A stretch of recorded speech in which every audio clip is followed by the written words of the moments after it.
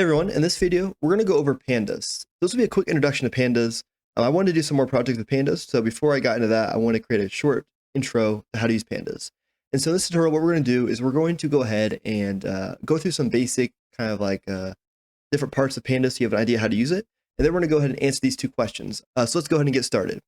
The first thing you want to do is you want to go ahead and install pandas, and then we can go ahead and actually start using it. So I'm going to go open a terminal and do that now. Okay, so here we go with the terminal. I'm going to go ahead and first create a virtual environment. So I'll do virtual env, venv. I'll do source venv /bin /activate. Okay, and now we have a virtual environment installed. I'm going to start by doing pip install pandas. I'm also going to install this library called Seaborn, and this will give us some generic data so we can actually start testing pandas functions with. So I'll do have pip install Seaborn as well. Okay, and there we go. Now with those two things installed, I can go ahead and go back to my text editor. We can get started here. So I'm going to import Seaborn as SNS. Also going to import pandas as PD. Okay, so now before we start anything else, we want to answer the question, what is a data frame? This is a very important concept that we'll use a bunch. And so we really can't get too far without going over this. So I open up the documentation. You'll see in the documentation here, I'll put this link in the description, but we have DataFrame right here. And a DataFrame is a two-dimensional labeled data structure with columns of potentially different types. You can think of it as a spreadsheet or a SQL table. So if we look at like a CSV file, if we like open this link up, for example,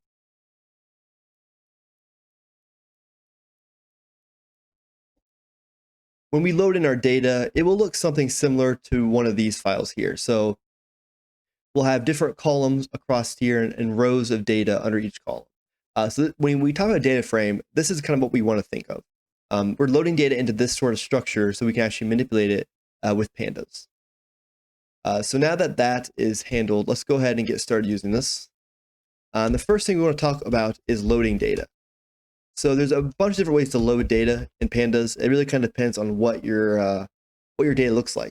In the case of this Seaborn library, what we can do is we can do data equals sns.load _ dataset, pass an iris to get our data set, and now we have our SNS data. Now we want to go ahead and convert this into a pandas data frame. So we'll do df equals pd.dataframe, and then we'll pass in data to do it there. And that's how we load in data frames using the Seaborn library. Now you'll probably have data in different types. For example, we may have a CSV file, and there's all these built-in functions to handle this. So we could do df equals pd.read _ CSV to pull in that CSV file, and then we put the name of the CSV. So example of being data.csv that read our data.csv into a data frame. We may have an Excel file. If we have an Excel file, we can do a df equals pd.read _ Excel, passing in an Excel file, an example being data.xlsx, just like that. I'm going to comment these out because I don't actually have these files. This is just as a quick example.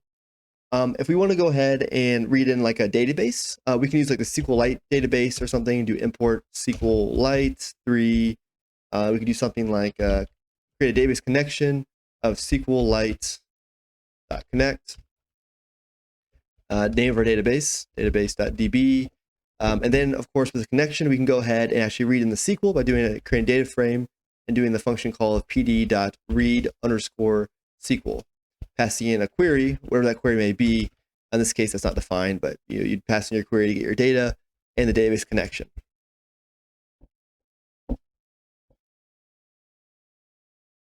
And finally, if you have like a JSON file, they also have a built-in function for that as well, pd.read _ JSON. So whatever your data may be, there's different built-in functions to actually get that data into pandas. And there's more in the documentation if you want to go through it, but those are probably the most common ones you'll see. Okay, now that we've talked about loading in data and we have our Seaborn data loaded up here, let's go ahead and go over exploring the data. So there's a bunch of different functions we can call. So we can call print df.head, save that. And if I go to my terminal and run this, Python, actually I'll clear this out to make it a little easier to read. Python data3tutorial.py. And you'll see when we print out head, it prints out the first 5 rows of our data. So this is the very first row, 0, 1, 2, 3, and 4, the first 5 rows with all of our columns, being these columns right here. We can, of course, change this, though, and pass in different number inside of here. So we put 10 and then run this. Notice now we're printing out 10 rows instead of 5. So we can print out data that way. We can also print out the tail, which is the last ones, the last rows. So we do print df.tail. And once again, the default will print out 5. We could pass in another number to print out more, but that will give us the last rows, 145 through 149. There's other things we can do to kind of look at this data as well. We can print out df.shape. And this one's not a function call, so we don't put parentheses there. We come back here, though, and we run this now. It gives us a tuple kind of showing the shape of the data, 150 rows and 5 columns. We can also look at the data types. So we can do print df.dtypes. Again, it's not a function call, so there's no parentheses there. Come back here, run this, and we get our column name. We get our column name right here, and the data type right over here for all of our different columns there. And finally, we can go ahead and call this describe function as well, df.describe, just like that. And that is a function call, so we need parentheses there. Come back here and run this. And we'll get some statistics for the different numerical columns here. So you'll notice like species is not on here because it's not a numerical column. But for these other ones, we get the mean, standard deviation, min, 25%, all those numbers here. You can look through them here. And that gives us just kind of like an overview of our data that we have for our numerical column. Now, of course, the format of this data, like right now, it's just in the order it was brought in.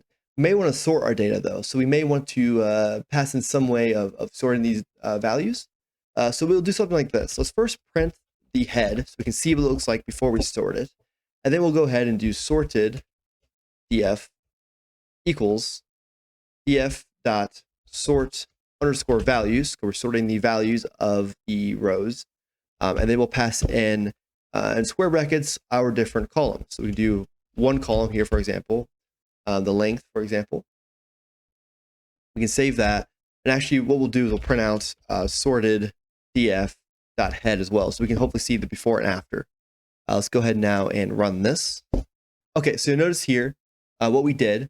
We're sorting it by this column name right here, and we look at it. You notice before this column right here, the values were just kind of whatever, 5.1, 4.9, 4.7, but now it's 4.3, 4.4, 4.4, 4.5. So now we can see it's ordered from smallest up to largest, and we can print out more data to see it keep going if we wanted to. But that covers it there.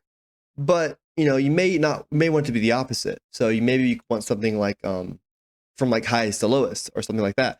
What you'll need to pass in then is sending equals false. And now when I go here and I run this again, notice this time instead of it starting at 4.4 or 4.3, whatever the first value was, it's now 7.9, going down 7.7, 7.7. So now we're going from largest down to smallest. And if we wanted to, we could also sort by multiple values. We could sort multiple columns. So we could pass in another column in here in this list here. So we could do something like maybe like the petal width or something. We can do like petal underscore width. And then we can come back here and run this again. And now you'll notice that there is a difference now. Now it's ordering by the length here as well as the width over here. Before we had smallest values here, now you have larger numbers. You'll notice though that they're not perfectly in this line. That's because we're doing 2 columns, so these are the same. Will be filtered by this value over here, but since this one over here is bigger, it's going to put 2.0 above these 2.3s because it's also sorted by this first. So you're not going to get perfect results, I guess, if you sort multiple columns, but you can do it if you want to sort the tiebreakers. But that's a quick overview on sorting. Now we can go ahead and talk about grouping data. So if we go back to the documentation for Pandas, this function is useful, but I also found it to be a little confusing at first. So what we're doing is you can see right here what it says we're doing. Group by operation involves some combination of splitting the object, applying a function, and combining the results. This can be used to group large amounts of data and compute operations on these groups. So what we can do is we can calculate something like maybe the sum of the values, the mean of the values of certain columns. And we can apply that to the rows and then kind of compute those results and then combine them back into a data frame. So if that doesn't really make any sense, let's go ahead and just do an example because it'd probably be easier to write that out. So for example here, we can do print df.head, and then we'll go ahead and do, well, I guess first what I'm going to do, because we're going to do a numerical calculation and our current column has a species column. I'm not really going to use that in this tutorial, so I'm going to go ahead and just delete it. And you can delete a column by doing del, df, and use square bracket notation with the column name species. I'm just not going to mess with that because we don't need it for this tutorial, so I'll just get rid of it. But then what we'll do is we'll do grouped df equals df.group by, and we'll do the petal length this time, and we'll do .mean, which calculates the mean.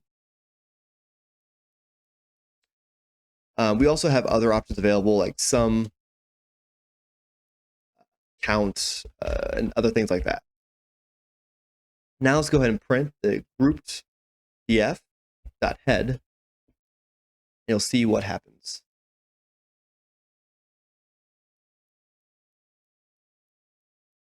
So this was our original data. We just have our columns here with the length and all the width, length, width, all that stuff here. And here is our group data. So we have our petal lengths over here, 1, 1.1, 1.2. The same values we'll have over all these columns right here. But then what we have is we have the mean values right here. So we have, actually, maybe just make this a little more clear. Let's just print out the whole data frame. It might be a little easier to see what we're doing here because this doesn't show a ton of data. But now you can see the whole data frame. So we have all of our petal lengths here from 1.0 down to 6.9. And then we have the mean of each of these other columns. So what we did is we grouped it by petal length, and then we calculated the mean for each of the other columns here. This allows us to look at each petal length and see kind of what the actual these other values are, the averages, I guess, for these other values, these other columns. And this is how we can group data. So now we've transformed our normal data frame here, now grouped it by the petal length and calculated the mean for all of our other columns. Hopefully that makes sense. We'll do this again in our example at the end, so that will hopefully help clear up those things. But that does seem to be a pretty useful tool in Pandas, so I want to make sure I went over a basic example of what it's doing. And I guess if that doesn't make it clear, we could change this to like sum or something, or count maybe. And look at this again, run it again.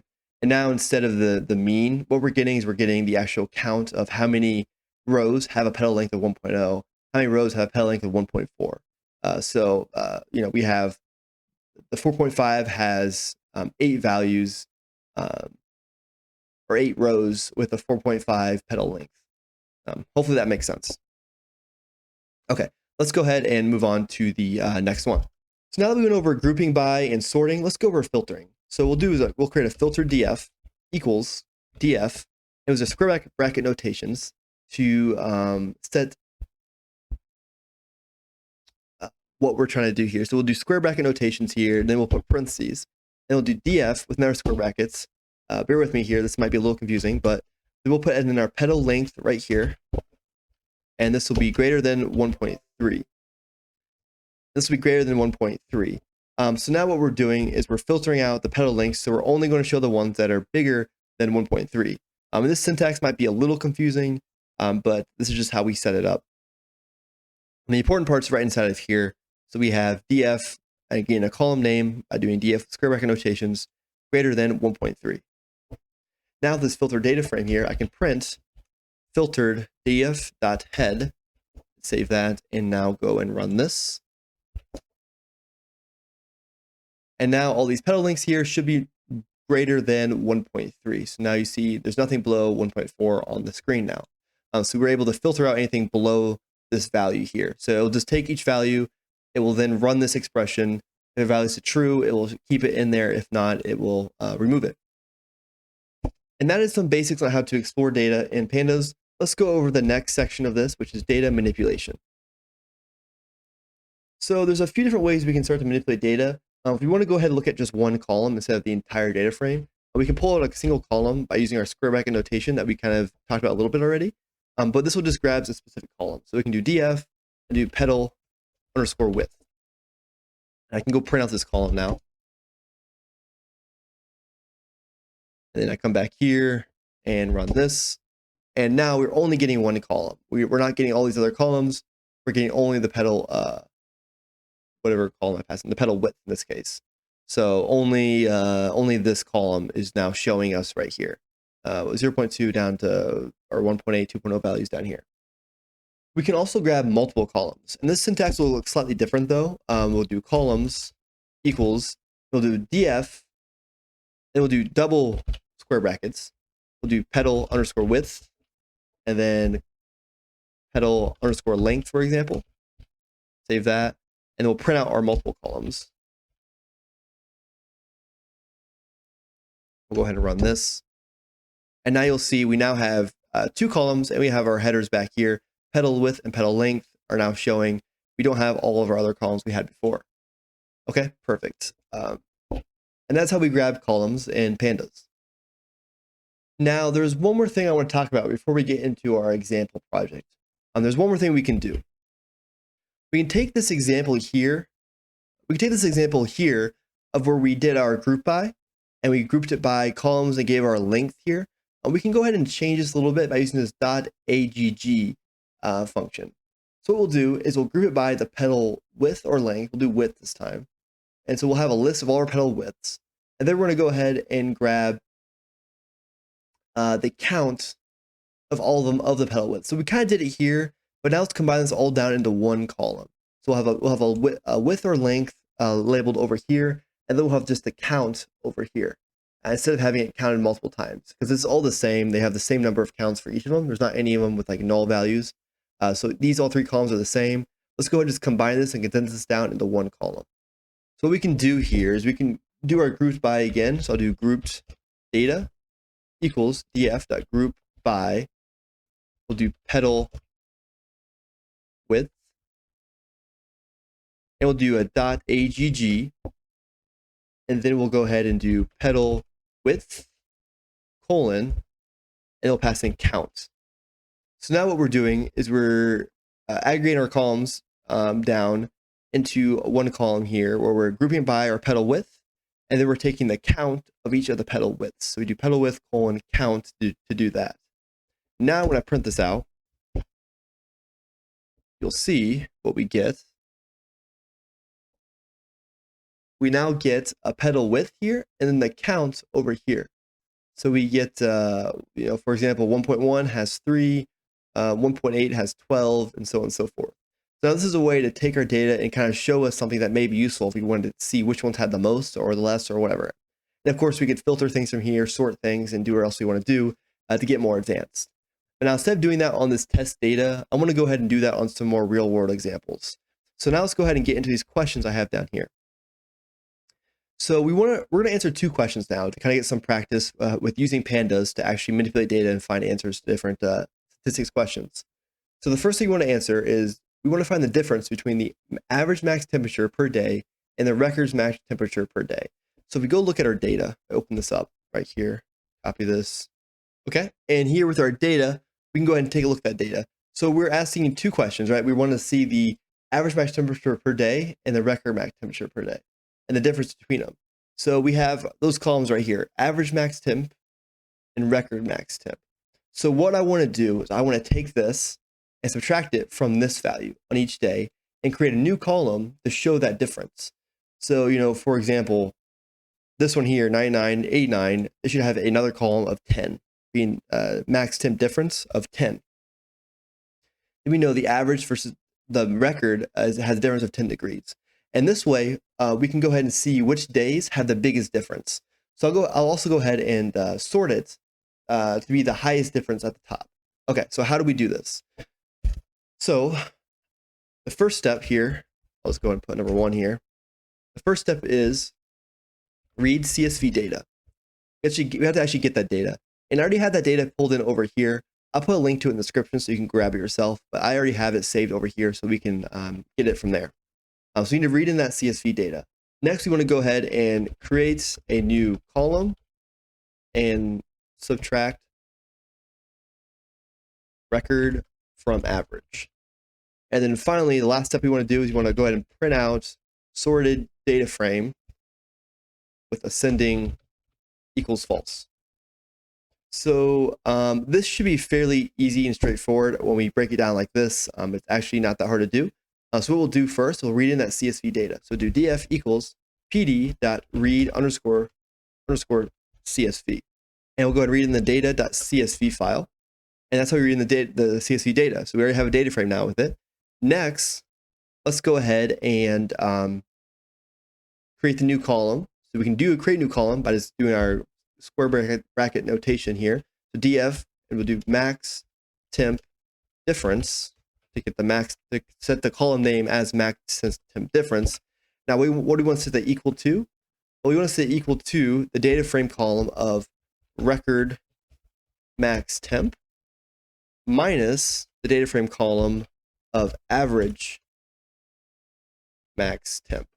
And so now what we're doing is for every row, we're going to take that value for record max temp and take that value in that same row for the average max temp and subtract them and then create this new column called max temp difference. And that's all it takes to do that.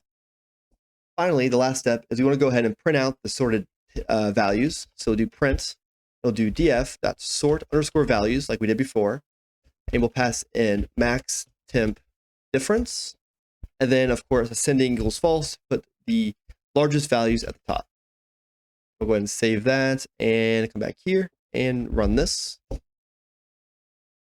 We got a error here. I put my ascending in the wrong spot. This is not in here. This should be inside of this line right here. So this should be with our sort values, not with our print. I just put that in the wrong spot. Let's go ahead and try this again. And there we go. And now you'll notice over here, we have this max temp difference. And we have our values here. So it looks like in February 2nd, February 3rd, and January 11th, and January 2nd all have 28-degree differences. And then down here in August, we have some that only have 9-degree differences. So now we're able to correctly find that value and find out what the difference between those two temperatures are. Let's go ahead now and get one more practice exercise in by doing this other second question. And this one will involve a little bit more than before. This will involve messing with date times and also grouping by data. So it'd be good practice for those two things. And so what we're doing here is we're sorting by the hottest months of the year by max average temperature. So if we look at our data, sorting by max average temperature. Max or average max temperature is right here. And we have a date field over here. So what we want to do is we want to list out the months. If I remember the question correctly, we check it again. Yes, so sort hottest months. So we want to go ahead and list out the months and then get the max average temperature. And so what we'll do is we'll just get the max value. So every month we'll take the highest value. And there's a max function for that you'll see in a moment. And that will give us the highest value for each month. Well, then we'll list those out and we'll group it by that data. So we create a new data frame with every month with the hottest temperature.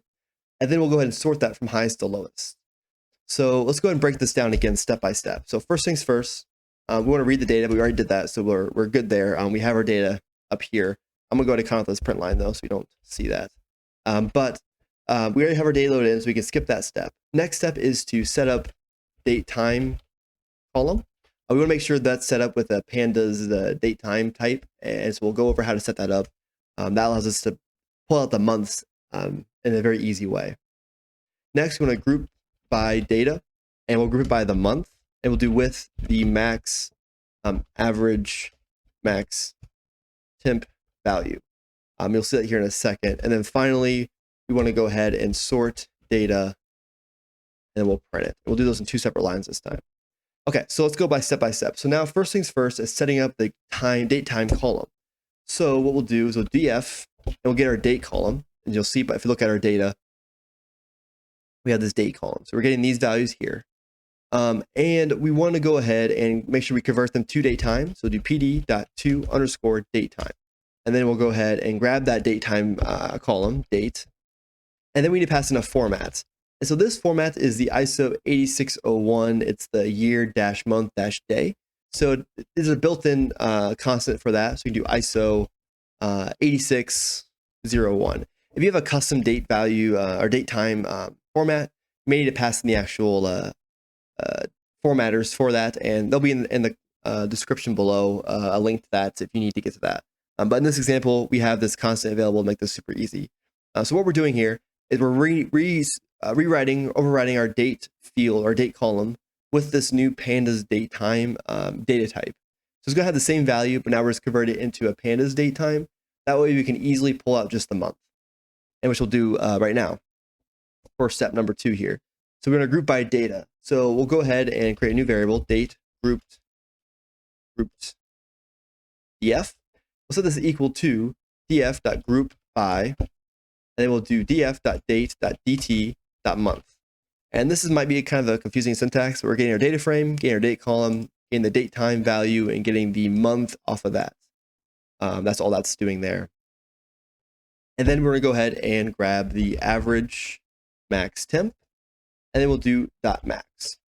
So look at the syntax here. We're grouping it by the month from our date time field here in this date column. And then we're taking the column of average max temp and taking the max value of that. So if you look at previous examples, we just kind of did it simple here, and we just passed in grouping by that date, that field, and we're just taking the mean of that same field. But since in this case, we don't want to take the max of the actual date field, we put our square brackets in here to actually grab the column we actually want to do the calculation on. So this is the column we're grouping it by, and this is the column that we are actually doing our math on, if that makes sense. Instead of being the same column, we're doing different columns this time. And now that we have that done, we can go ahead and sort it and print it. So this will be the same as before. We'll do max temp sort. Sorted equals date grouped df dot sort underscore values to sort the values of the field, and we'll do ascending equals false. And then last step here is just print max temp sorted. We run this, and now you'll see here that June, July, and August have the highest max value of 89, and January and December had the lowest 57, 52, as expected. So now we've correctly pulled out every single month, 1 through 12, so all the months, and then the highest temperature for that month here, 89 down to 52. And so those are just 2 quick examples on how you can learn pandas. If you want to learn more about pandas, I highly recommend just trying to find out questions you could answer in the data. You can use the sample data to do that. Just go figure out a question to answer and figure out how to write the code to actually show you that answer. And that's a great way to get comfortable using these different concepts in pandas. But hopefully that was a good overview. If you'd like to see more, let me know. I'd like to create more videos using pandas inside of bigger projects. But I wanted to make sure I had like a basic video out first, going over these things before getting into more advanced stuff. So that's really it. Thank you for watching. All the code will be in the description below. All the links to like documentation, other things that will be useful will be there as well. Thanks again for watching, and I hope to see you in the next video.